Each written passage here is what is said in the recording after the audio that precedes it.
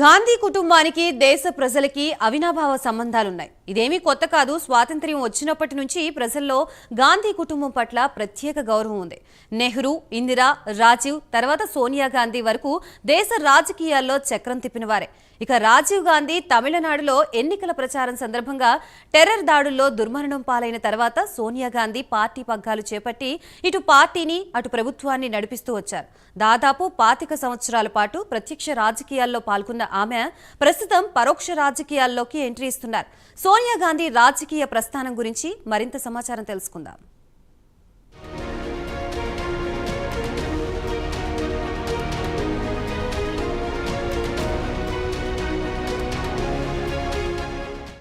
సోనియా గాంధీ ప్రత్యక్ష రాజకీయాల నుంచి పరోక్ష రాజకీయాల్లో ఎంట్రీ ఇస్తున్నారు.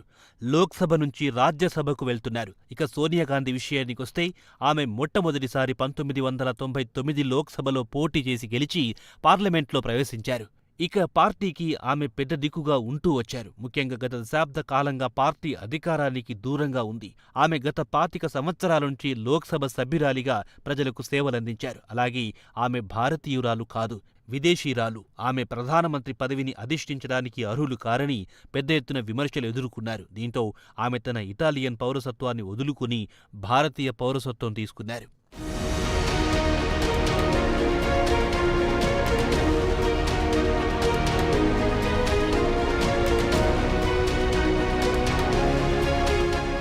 సోనియాకు ప్రధానమంత్రిగా 2 సార్లు అవకాశం వచ్చినా ఆమె ప్రధానమంత్రి పదవిని సున్నితంగా తిరస్కరించారు.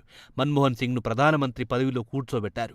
కాంగ్రెస్ అధ్యక్ష పదవిలో కొనసాగుతూ ఇటు పార్టీకి ప్రభుత్వానికి సలహాలిస్తూ నెట్టుకొచ్చారు. 77 సోనియా గాంధీ ప్రస్తుతం ప్రజా జీవితం నుంచి తప్పుకున్నారు. అయితే రాజకీయాల నుంచి మాత్రం రిటైర్మెంట్ తీసుకోలేదు. లోక్సభ నుంచి ఆమె రాజ్యసభకు మారారు. మాజీ కాంగ్రెస్ ప్రెసిడెంట్ కూడా అయిన సోనియా గాంధీ బుధవారం నాడు రాజస్థాన్లోని జైపూర్ అసెంబ్లీలో నామినేషన్లను దాఖలు చేశారు. ఆమె వెంట ఆమె కుమారుడు రాహుల్ గాంధీ, ఆమె కుమార్తె ప్రియాంక గాంధీ, మాజీ ముఖ్యమంత్రి అశోక్ గెహ్లాట్లు వెంట రాగా ఆమె నామినేషన్ దాఖలు చేశారు. కాగా ప్రస్తుతం ఆమె పోటీ చేస్తున్న రాజస్థాన్ సీటు నుంచి ఇప్పటి వరకు మాజీ ప్రధానమంత్రి మన్మోహన్ సింగ్ పోటీ చేస్తూ వచ్చారు. కాగా మన్మోహన్ సింగ్ సుమారు 50 సంవత్సరాల ప్రజా జీవితంలో సేవలందించిన తర్వాత ఆయన రిటైర్ కాబోతున్నారు.